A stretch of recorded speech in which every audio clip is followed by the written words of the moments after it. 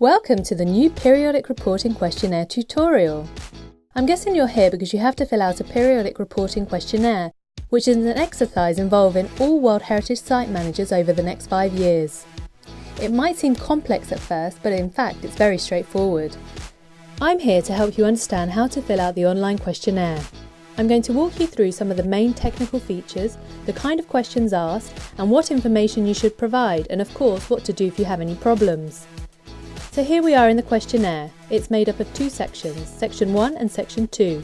Section 1 contains questions about national implementation of the World Heritage Convention and is filled out by the national focal point for World Heritage in the country, while Section 2 focuses entirely on individual World Heritage properties and is filled out by World Heritage Site managers. For this video tutorial, we're going to focus on Section 2 of the questionnaire, which is about World Heritage properties. But if you're interested in Section 1, you can still learn a lot about the technical features of the questionnaire. So let's jump right in. First, some quick facts about the questionnaire. It should be completed in English or French and can only be completed online. You can export the questionnaire in Word or PDF at any point, both before and after filling it in, but some features can only work in the online format. Overall, you will have about 10 months to fill in the questionnaire and to get it validated by your national focal point. The questionnaire itself can be filled in a couple of hours, but gathering and preparing the information takes a lot longer. The questionnaire has different types of questions, like validate and update questions, where you check existing information, yes and no questions, rating scales, multiple choice questions, and comment boxes with word limits. When it's time for you to fill out your periodic reporting questionnaire, the World Heritage Centre will send you an email with instructions on how to create your username and password, i.e. your login details. If you forget your login details, you can request new ones by clicking here. You can then access the questionnaire at the address on the screen. Once logged in, you will notice that you will have your own personalised questionnaire. The questionnaire will have the name of your property here. Your personalised questionnaire may already contain answers to certain questions. These answers have been pre-filled by the World Heritage Centre from information we have on record.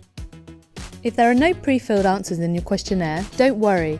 This probably means that you're either a newly inscribed property on the World Heritage list, and/or it's the first time you're filling out a questionnaire, or simply that the information on record could not be included. One of the first things you'll see when you access the online questionnaire is the navigation pane. The list is extendable so that you see each question and sub-question contained in the 15 chapters. As you work your way through the questionnaire, you can see your progress on the top progress bar, but also along the list of questions in the navigation bar. The questionnaire contains a wide range of questions on topics relevant to World Heritage.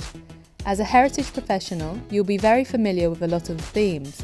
But World Heritage is an extensive topic and touches upon nature, science, history, the arts, management, governance, geography, global efforts for peace, and many more. And so taking this into consideration, we don't expect you to have the expertise to immediately respond to every single question. For this reason, we have developed a guidance tool within the questionnaire. The guidance helps to explain some of the key concepts and more complex topics, and also provides links to relevant web pages or publications, so it's a great learning tool. When a question has additional guidance, you will see a guidance tab in the question bar. It is linked to a glossary of World Heritage terms, where you can find clear definitions of common World Heritage terminology. What is the World Heritage Committee? And what exactly is OUV? The answer is here. Now let's take a quick look at the content of Section 2 of the questionnaire. Chapter 1 asks you for information on the name, year of inscription, geographic coordinates, maps and social media presence of your property, and also asks who has been involved in preparing the report. Chapter 2 asks whether your property is protected under other conventions and programmes. Chapter 3 looks at the outstanding universal value, OUV, of your property and asks you about the attributes that make that outstanding universal value and how these are being conserved.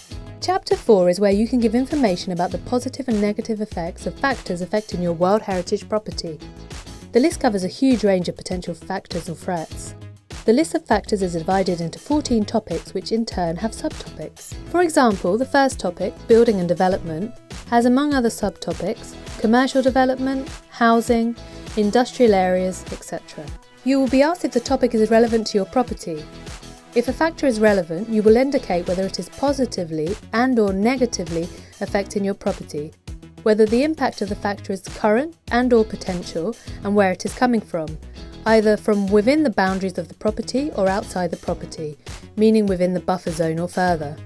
You should also say whether you think it is increasing or decreasing. And if you feel that it's an important issue and you want to give further details, you have the opportunity to do so at the end of each of the 14 topics. It is important to remember that this Chapter 4 is interactive and linked with the later Chapter 12 summary and conclusions. You must fill out Chapter 4 before Chapter 12. The same goes for Chapter 11, Identification of Priority Management Needs, which should also be filled out before Chapter 12. Chapter 5 asks about management and the protection, management and monitoring of your property and its outstanding universal value, while Chapter 6 asks for the budget, funding and staff needs at your property, and Chapter 7 asks you whether there is research being carried out related to your property. In Chapters 8, 9 and 10, you will be asked about education and outreach, how tourism is managed, and how monitoring of conservation is carried out at the property. Chapters 11 and 12 are where you identify, assess and give information on the factors affecting the property and the management needs. In Chapter 13, you can tell us about what you think has changed at your property since becoming World Heritage.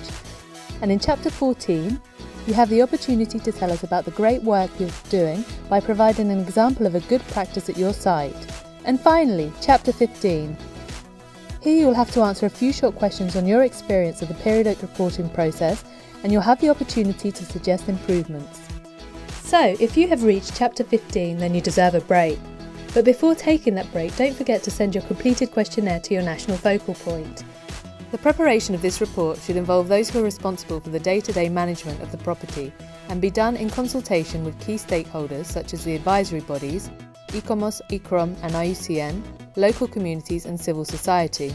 For transboundary properties, it is recommended that the reports be prepared jointly by or with close collaboration between the agencies concerned. And remember, if something isn't clear, you can find answers either in the guidance or on the website of the World Heritage Centre.